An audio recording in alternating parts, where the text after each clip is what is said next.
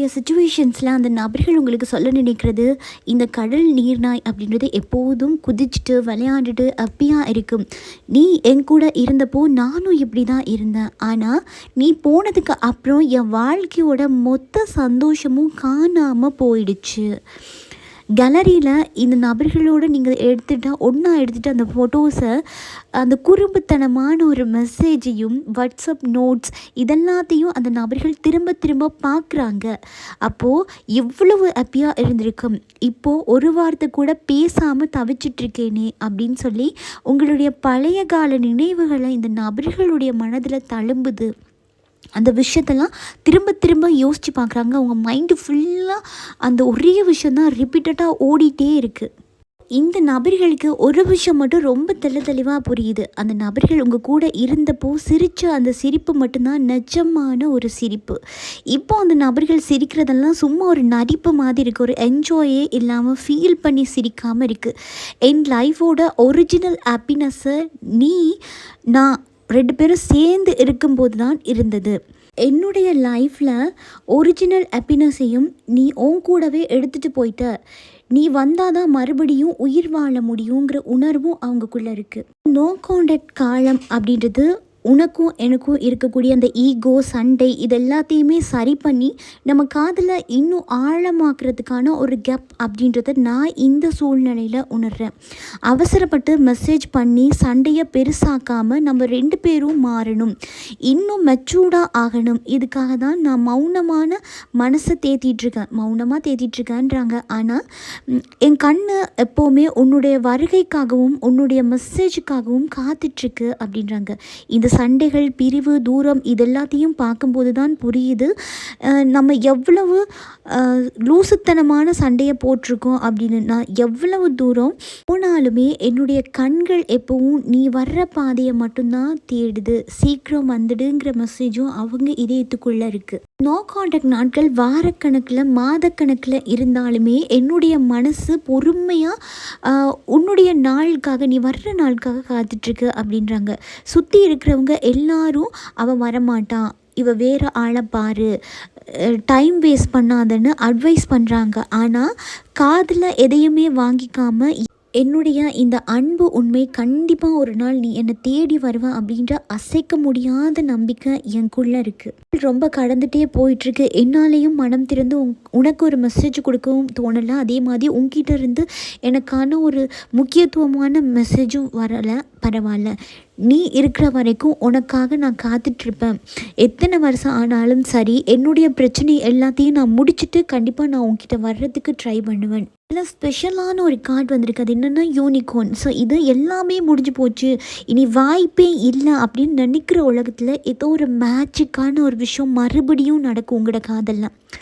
மனசோட ஏதோ ஒரு மூளையில் அசைக்க முடியாத ஒரு நம்பிக்கை உங்களுக்குள்ளே இருக்குது அப்படின்னா எஸ், கண்டிப்பாக அந்த நபர்கள் எனக்கு சொல்லிட்டு போங்க. ஏன்னா அவங்களுக்கு யூனிகார்ன் அப்படின்றதும் மேஜிக்கான ஒரு விஷயம் நடக்கிறதுக்கான வாய்ப்பும் அதிகமாக இருக்குது.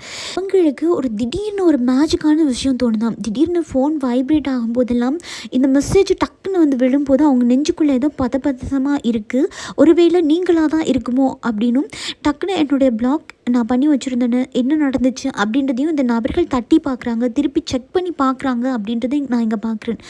இங்கே ஒரு சில நபர்களை நீங்கள் பிளாக் பண்ணியிருந்தீங்க அப்படின்னா அவங்க நீங்கள் அன்பிளாக் பண்ணணும்னு காத்துட்ருக்காங்க. அதே மாதிரி அந்த நபர்கள் உங்களை பிளாக் பண்ணியிருக்காங்க அப்படின்னா பின்னாடி ஏதோ ஒரு பெரிய ப்ராப்ளம் ஓடிட்டுருக்கு அப்படின்றதுனால தான் இப்போதைக்கு இதில் நீங்களும் பெரிய ப்ராப்ளத்தை க்ரியேட் பண்ணிடக்கூடாதுன்னு விலைக்கு வைக்கிறதுக்காக இந்த நபர்கள் இப்படி பண்ணியிருக்காங்களாம். நாம் பேசிக்கலாம், ஆனால் நீ எங்கே இருந்தாலும் சந்தோஷமாக இருக்கணும். உனக்கு ஏதாச்சும் ஒரு கஷ்டம்னா நான் முதல் ஆளாக வந்து நிற்பேன். உனக்கு தெரியாமலே என் பாசம் உன்னை சுற்றிட்டே ஒரு கவசம் மாதிரி இருக்குது அப்படின்றத அந்த நபர்கள் மன ரீதியாக உணர்கிறாங்க. பார்த்துட்ருக்க யாரோ ஒரு சிலருக்கு உடம்பு சரியில்லாமல் போயிருக்கலாம். அந்த நபர்களுக்கு அந்த நியூஸை கேள்விப்பட்ட உடனேயே நெஞ்சு வெடிக்கிற மாதிரி எனக்கு இந்த ஃபீல் ஆச்சு அப்படின்றாங்க. உங்ககிட்ட நேராக வந்து கேட்க முடியாமல் சாமி முன்னாடி நின்று அழுகிறது, அவங்களுக்கு எந்த குறையும் வரக்கூடாது அப்படின்றது, அந்த வேண்டுறது, ப்ரேயர் வைக்கிறது இதெல்லாம் அவங்க சைடில் ரொம்ப அதிகமாக இருக்கிறத நான் பார்க்குறேன். அவங்க நேரடியாக வந்து கதைக்காமல் இருக்கிறதுக்கான பின்னாடி ஏதோ ஒரு பெரிய ஒரு விஷயம் இருக்குது அப்படின்றத மட்டும் என்னால் இங்கே பார்க்கக்கூடியதாக இருக்குது. அந்த விஷயம் என்ன அப்படின்றத நம்ம கடைசியாக பார்த்து தெரிஞ்சு கொள்ளுவோம். ஓகே. லூன் அப்படின்ற பறவை வந்து உண்மை விஷயத்தை தேடும். அப்போ நீங்கள் அதை பார்த்துட்டு இருக்க நீங்கள் உங்களுக்கு தான் அந்த உணர்வு இருக்கும். ஸோ அவங்களுக்கு வந்து புது ஆள் கிடச்சிருச்சு, இனி வரவே மாட்டாங்க அப்படின்னு நெகட்டிவாக சொன்னாலுமே கூட உங்கள் மனசு உள்ளுக்க அதை ஏற்றுக்கிறாது. ஏதோ ஒரு விஷயத்த ஆழமாக ஆராய்ஞ்சிட்டே இருக்குது. ஏதோ ஒரு விஷயத்தை யோசிச்சுட்டு இருக்கும்போது உங்களையே அறியாமல் உங்கள் கண்களில் தண்ணி வருது, நீங்கள் அழுறீங்க அப்படின்னா இந்த நபர்கள் அங்கே உங்களை நினச்சி பயங்கரமாக அழுதுட்ருக்காங்க அப்படின்றது தான் இந்த ஹார்ட் டு ஹார்ட் கனெக்ஷனில் அப்படியே டிவைன் உங்ககிட்ட எடுத்துகிட்டு வந்து சொல்கிறாங்க. இது ரொம்ப விசித்திரமாக இருக்குது இந்த உணர்வு. எத்தனை பேருக்கு இருக்கும்போதே சும்மா இருக்கும்போதே நபரை நினச்சி எனக்கு அழுக வருது அப்படின்றதையும் சொல்லுங்கள். ஏன்னா ரொம்ப பியூர் சோலாக இருக்குது. இது எல்லாருக்குமே சாத்தியம் கிடையாது, அந்த பியூர் சோலுக்கு மட்டும்தான் இது சாத்தியம். அதே மாதிரி அடுத்த கார்டு என்ன சொல்லுதுன்னா, அந்த நபர்கள் கண்ணீர் சிந்தி கொண்டே முன்னோக்கி ஓடி வர்ற மாதிரி இருக்குது.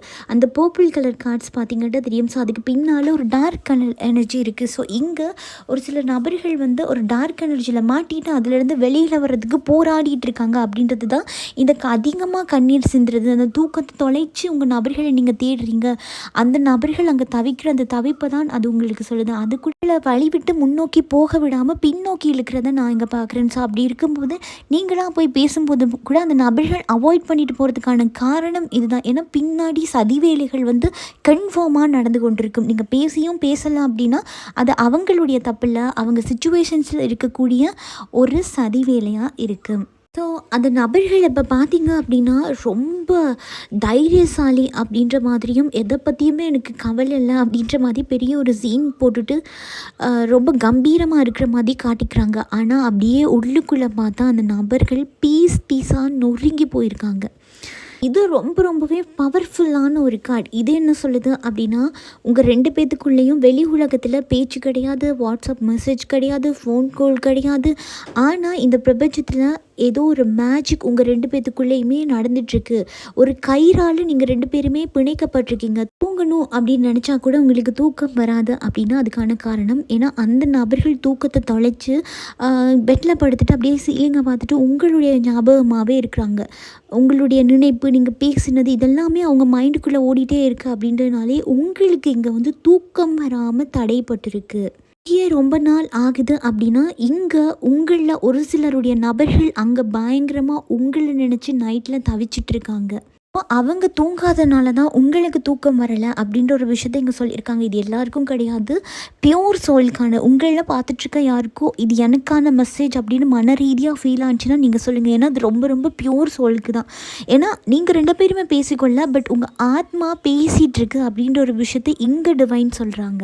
சிச்சுவேஷன்ஸில் ஏதோ ஒரு ஸ்டெப் எடுக்கணும்னு தோணுது, ஆனால் அந்த ஸ்டெப் எடுத்தால் பின்னாடி அந்த நபர்களுக்கு கண்டிப்பாக அது ஒரு பெரிய பிரச்சனையை க்ரியேட் பண்ணும், அது உங்களையும் சேர்த்து பாதிக்கும் இப்படின்ற பயமே அந்த நபர்களால் அடுத்த வார்த்தையோ ஸ்டெப்போ எடுத்து வைக்க முடியலை. எனக்கு தெரிஞ்சு இந்த நபர்கள் உங்கள் கூட ஒரு அழகான குடும்பத்தை அமைச்சு கொள்ளணும்னு நினைக்கிறாங்க.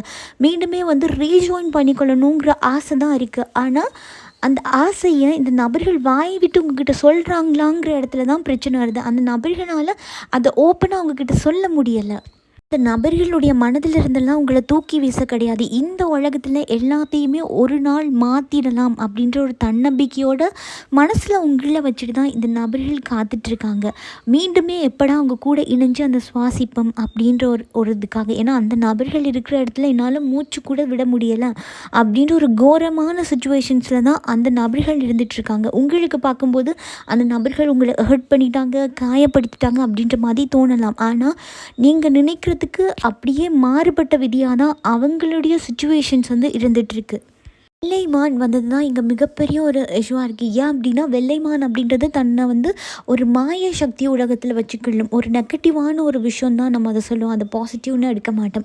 ஸோ அப்போது உங்கள் நபர்கள் அங்கே ஒரு நெகட்டிவ் எனர்ஜியால் பாதிக்கப்பட்டிருக்கலாம். ஸோ அதனால கூட அவர்களுடைய நடவடிக்கை வந்து முப்பட்டதுமாக மாறி இருக்கக்கூடியதுக்கான வாய்ப்புகள் இருக்குது அப்படின்றாங்க. ஸோ அதே மாதிரி நீங்கள் இந்த ரீடிங் வந்து உங்களுக்கு பொருந்திருந்துச்சு அப்படின்னா கமெண்ட்டில் வந்து கண்டிப்பாக சொல்லுங்கள். ஸோ அதே மாதிரி உங்கள் நபர்களை நீங்கள் மீட் பண்ணால் முதல் விஷயம் அந்த நபர்கள்கிட்ட என்ன பேசுவீங்க அப்படின்றத மனதார ஃபீல் பண்ணி இன்றைக்கி நீங்கள் கமெண்ட்டில் பதிவிடுங்க. அப்படி கமெண்ட்டில் பதிவேற்றக்கூடிய மற்ற நபர்களுக்கு நீங்கள் இன்றைக்கி ஒரு ரெட் கலர் ஆர்ட்டை கொடுங்க. ஸோ அப்படி உங்களுக்கு 8 ரெட் கலர் ஆர்ட்ஸ் கிடச்சிருச்சு அப்படின்னா இந்த மெசேஜ், நீங்கள் சொல்லக்கூடிய மெசேஜ் டைரெக்டாக உங்கள் நபர்கள்கிட்ட போய் சேரும். அதுதான் அந்த யூனிகார்ன் கார்டு.